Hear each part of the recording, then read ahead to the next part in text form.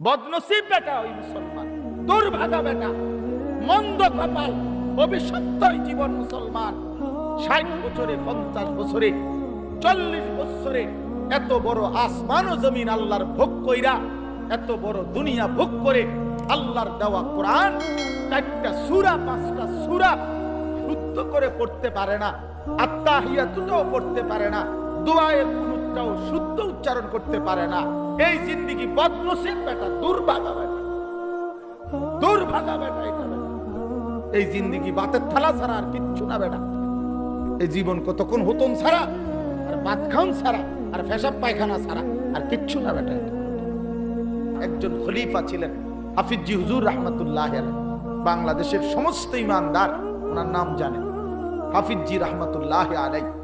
এই উনি উনারে বলছিলেন কারি বেলায়েত হোসেন সাহেবকে যে আপনি এমন একটা সুন্দর সহজ কোন কৌশল, মুসলমানের বাচ্চারা দিন শিখবে, সূরা কেরাত দোয়া কালাম শিখবে, আপনি একটা পদ্ধতি বাহির করেন। উনি 43 বছর একটানা ওই নুরানির বই, বাচ্চাদের যে বই পড়ায়, আপনি বইয়ের শুরুতে ভূমিকাতে এটা লেখা আছে। উনি বলছেন আমার 43 বছরের সাধনার ফসল এই নুরানি পদ্ধতি। এই সুরে সুরে বলা, এই টাইনা টাইনা বলা, এই কোনটার পরে কোনটা সিরিয়ালে বলা, 2 রাকাত নামাজে 60টি মাসআলা, এই এমনি এমনি এক সুন্দর তালে তালে কর, ওযু ভঙ্গের কারণ এতটি, নামাজ ভঙ্গের কারণ এটা। আমার মাদ্রাসা তো দেখ বাচ্চা ওই যে হুজুরে যে পড়বার সময় আপনি একটু ডুলছে, ও বাচ্চা ওই ঘড়িটা কইবার সময় ডোলে। আরে তো ডোলো কা, ওই যে ওস্তাদ যে এমনি ডুলছে হেতে এই ডুলাটাও ঠিক রাখছে, এমন নিখুঁত, এমন চমৎকার। এই জন্য আমি এইটাও আপনাদেরকে বলবো, নুরানি পদ্ধতি আল্লাহ তাআলার কাছে একটা মকবুল পদ্ধতি। আলহামদুলিল্লাহ, আপনাদের বাচ্চাদেরকে আপনারা কোরআন শিখাবেন, দিন শিখাবেন।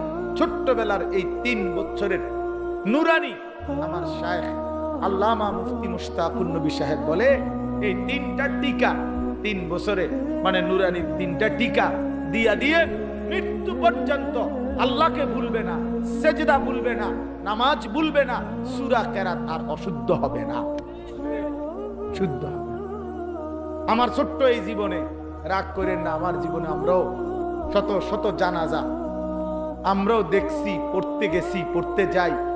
বহুত মাতবর আইয়া জানাজার টাইমের আগের থেকে রেডি হইয়া থাকে, মাইকটাকে দূর বক্তব্য দিব হবে না, 1 মিনিট 1.5 মিনিট। হ্যাঁ, আগের ওয়াক্ত নামাজ পড়ছে কিনা ফরজ সন্দেহ আছে, কিন্তু জানাজার সামনে আগে একবারে রেডি, মানে কুদুর বক্তৃতা দিব এখানে। আপনার এই বক্তৃতা দিতে গিয়ে কুল্লু নাফসিন যায়িকাতুল মাউত, এই বাচ্চা যে পড়লো এইটা অনেকেই পড়ে, মানে এটা কয় আর কি, কইবার সময় যে ডক এটার উচ্চারণ, হ্যাঁ আমি প্রায় আমার সাথে কেউ লোক হাসি, আমি দেখছো চান্দুর নামাজের কি দশা বুঝাইতো না। হ্যাঁ, তাই না, যে নামাজ পড়ে সূরা কেরাত যে কিচ্ছু হয় না, এ তো কুল্লু নাফসিন হুন্নাই বুঝা গেছে। আর কি তা, আর কি আমনে তো এইটা যে এই ডকের আমনে তাব্বাতিয়াদা তো এরই বেশি, আমনের আত্তাহিয়াত মানে শতভাগ অশুদ্ধ, শতভাগ অশুদ্ধ। বদনসিব বেটা ওই মুসলমান, দুর্ভাগা বেটা, মন্দ কপাল, অভিশপ্ত জীবন মুসলমান। 60 বছরে, 50 বছরে, 40 বছরে এত বড় আসমান ও জমিন আল্লাহর ভোগ কইরা, এত বড় দুনিয়া ভোগ করে আল্লাহর দেওয়া কোরআন 4টা সূরা 5টা সূরা শুদ্ধ করে পড়তে পারে না, আত্তাহিয়াতুটাও পড়তে পারে না, দোয়ায়ের কুনুতটাও শুদ্ধ উচ্চারণ করতে পারে না। এই জিন্দেগি বদনসিব বেটা, দুর্ভাগা বেটা, দুর্ভাগা বেটা এটা বেটা। এই জিন্দেগি বাতের থালা ছাড়া আর কিচ্ছু না বেটা। এই জীবন কতক্ষণ হতন ছাড়া আর ভাত খাওন ছাড়া আর পেশাব পায়খানা ছাড়া আর কিচ্ছু না বেটা। কিসের মুসলমান তুমি বেটা, কিসের মুসলমান তুমি? হ্যাঁ, 30 বছরও তোমার কলিজার মধ্যে এটা আসে নাই যে আমার আল্লাহর কোরআন শুদ্ধ করা দরকার? কি ডকের মুসলমান? 60 বছরের বুড়ো হয়ে গেছে, আজও কোনোদিন কলিজার ভিতরে আসে নাই আল্লাহর কোরআন শুদ্ধ করা উচিত। বইয়া বইয়া সাধুয়ানে শুধু গপ মারে আর হুজুরদের বদনাম করে, অমুক হুজুরের আকীদা বালা না, অমুক হুজুরের আকীদারে কামড়াইছে। আপনার আকীদা একবারে সাধুয়ানে বাইয়া বাইয়া পড়তে আছে বইয়া বইয়া বিড়ি খায় আর গপ মারে, আর বেডির নাচ দেখে, টেলিভিশন দেখে, আর হুজুর ঠিক করে অমুক হুজুরের আকীদা বালা না, তাইনের আকীদা বালা। বিড়ি খান না, এটা কোন আকীদা? এটা বিড়ি খানা, এটা কি আকীদা? সুন্নি আকীদা না ওয়াহাবি আকীদা? কি তাই বিড়ি খানা এটা কোনটা পড়ছে? কি সুন্নি জমাতে পড়ছে না ওয়াহাবি জমাতে পড়ছে? কোনটা? কথা বলেন না কেন? এটা কোনটা? হ্যাঁ, আপনি আকীদা টোয়াইতে নাইছেন, আপনি কি বোঝেন মিয়া? আকীদা কি বোঝেন আপনি? আজ পর্যন্ত এই দুর্গন্ধযুক্ত বিড়ি এটাই ছাড়তে পারেন নাই। এবারে শিখায় আকীদা, অমুকের আকীদা বলে বালান, আমার অমুকের আকীদা বালান। আপনি তো শরীরে গন্ধের কারণে কাছে যাওয়া যায় না, দুর্গন্ধ। ওটা আকীদা ঠিক করে। চা দোকানে টেলিভিশন চায়, আক করলে গালি দেয়, কথা কইলে গালি ছাড়া কথা বলতে পারে না। কি আশ্চর্য মুসলমান, অবাক করা মুসলমান। বিড়ি সিগারেট একটি দুর্গন্ধ জাতীয় নিকৃষ্ট বস্তু। আল্লাহর নবী সাল্লাল্লাহু আলাইহি সাল্লাম ইন্তেকাল পর্যন্ত কোনদিন দুর্গন্ধ নবী পছন্দ করতেন না। যিনি কাঁচা পেঁয়াজের গন্ধ পছন্দ করতেন না, কাঁচা রসুনের গন্ধ নবী পছন্দ করতেন না, নবীজি ঘামের দুর্গন্ধ পছন্দ করতেন না। আল্লাহর নবী সাল্লাল্লাহু আলাইহি সাল্লাম যখন হাঁটতেন, ওই জায়গাটা, রাস্তাটা পুরা মেশক আম্বরের ঘ্রাণ হয়ে যাইত। তার পবিত্র দেহ থেকে ঘাম ঝরিলে সেটা আতর হিসাবে সাহাবায়ে কেরাম ব্যবহার করত। এত পবিত্র, এত সুঘ্রাণ। নবীজি বলতেন, তিনটা জিনিস দুনিয়াতে আমার সবচেয়ে প্রিয়।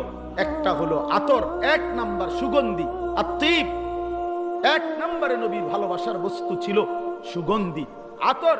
আল্লাহর নবী সাল্লাল্লাহু আলাইহি ওয়াসাল্লাম, আমি এই মাত্র আমার হারিস ভাই আমার আতর নিতে গান করলো, মানে দিছি এখন ওনার, ওই যে বয়ান করলো, তোমার বন্ধু দোস্ত মানুষ, আমি আতর লাগাইতেছি, ওই যে চমৎকার গ্রাম, নেন আপনার হাতিয়ে দিলাম, এই যে এখন দিয়ে পড়ছি পকেটেরটা।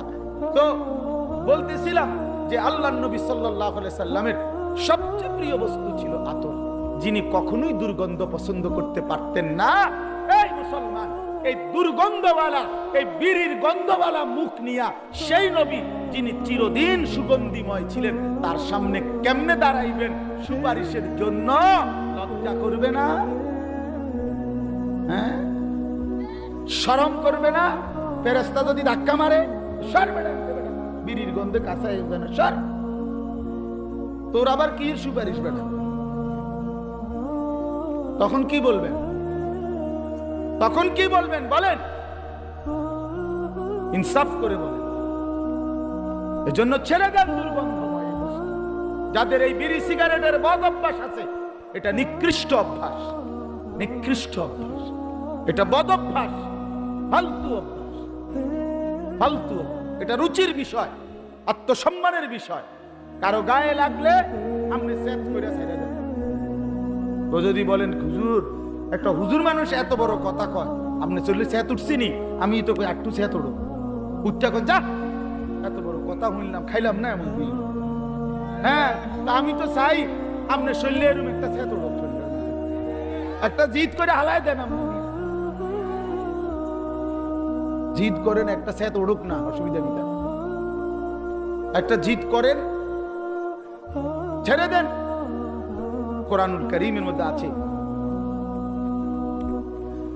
ও আপনার ঘরে দেখাই তো, এটার কথা হয়েছিল কইয়া শারীর লাগে।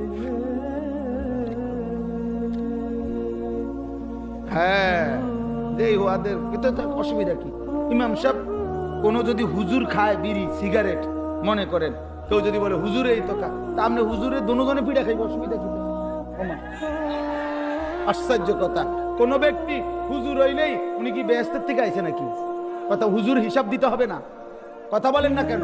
হুজুরের হাসরের ময়দান নাই, পীর সাহেবের কোনো বিচার আচার নাই। হ্যাঁ, এত রঙে চিড়া খায় না, পানি দিয়ে খাওয়া লাগে। হ্যাঁ জি, হাসরের ময়দানে আমি আনিসুর রহমানকেও হিসাব দিতে হবে, আমনে শ্রোতাকেও হিসাব দিতে হবে। এত এত তামসা না, এত রঙে চিড়া খায় না, পানি দিয়ে খাওয়া লাগে। হিসাব অবশ্যই। যে ব্যক্তি এই প্রকাশ্য গুনাহ করে সে ফাসিক, আপনি হিসাব নেন এটা ফাসেকের পিছনে নামাজের হুকুম কি? জিজ্ঞাসা করেন, যেই কোমারে জিজ্ঞাসা করেন। এই জন্য বলেন বাপ এ তো মাকরু, এ তাহরিমি। এই জন্য আমি অনুরোধ করছি, এই যে দেখেন কোরআন শরীফে আছে আল্লাহ তাআলা বলেন জাহান্নামীদের খাবার, জাহান্নামীদের যেই খাবার, এই খাবারের বৈশিষ্ট্য লা ইউসমিনু ওয়ালা ইউগনি মিন জু'। এটার অর্থ হইল জাহান্নামীদের খাবারে আল্লাহ বলতেছে লা ইউসমিনু, এটার দ্বারা কোনো পুষ্টি হবে না, অর্থাৎ কোনো শক্তি সঞ্চয় হবে না। আবার ওয়ালা ইউগনি মিন জু', ক্ষুধাও নিবারণ হবে না। তাহলে জাহান্নামীকে যেই খাবার দেওয়া হবে এটার মধ্যে কোনো পুষ্টিও নাই, শক্তিও নাই, আবার ক্ষুধাও নিবারণ হবে না। তো ঠিক বিড়ি সিগারেট এটা পরীক্ষিত, এটার মধ্যে কোনো পুষ্টিও নাই, শক্তিও বৃদ্ধি হয় না, ক্ষুধাও নিবারণ হয় না। তাইলে এটা কি? এটা জাহান্নামী খাবার ছাড়া আর কিচ্ছু হইতে পারে না। জাহান্নামীদের খাবার। আগুন কোনো মুমিনের প্রিয় হইতে পারে না। যে কবর চিনে, আখিরাত চিনে, মিয়া যে আল্লাহ রাসূলের সামনে দাঁড়াইবে এটা বুঝে, সে আগুন নাকি দিয়া মুখি দিয়া আগুন বাহির করা এটা কোনো ইমানদারের প্রিয় হইতে পারে না। আপনি এটা খানা, আগুন কোনো খানা মিয়া? কথা বলেন না কেন? আগুন খানা, আগুন এটা কিতা? এটা 7 আপ? এটা কিতা? এটা তো কোনো পানিও না। এটা কি আইটেম? একটা কিছু তো হইব, হয় এটা খানা হইব, না এটা পানি হইব। এটা তো পানিও না, খানাও না, তো এটা কিতা? এটা কি? এটা লজ্জা থাকা উচিত, হায়া থাকা উচিত।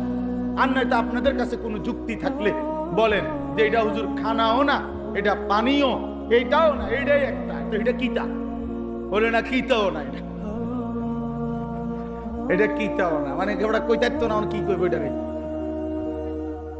আস্তাগফিরুল্লাহ। যাই হোক, আমি এটা প্রসঙ্গ আসছে দেখে লম্বা করলাম আর কি। এই জন্য আপনাদের কাছে বললাম আমরা এটা ভাবা উচিত, আমরা এটা ভাবা উচিত। দয়া করে প্রত্যেকেই আপনাদের কাছে অনুরোধ করছি, আমার বলার উদ্দেশ্য ছিল এই কথাটা, যে বাচ্চাটাকে 3টা বছর নুরানি পড়াবেন, আল্লাহর কোরআন শিখাবেন, শুদ্ধ কোরআন পড়াবেন। বাপ দেখবেন তার আখিরাত সুন্দর হবে, তার দুনিয়াটা সুন্দর হবে, সে 5 ওয়াক্ত নামাজ শুদ্ধভাবে পড়তে পারবে। আল্লাহ তাআলা আপনাদেরকে তৌফিক দান করেন।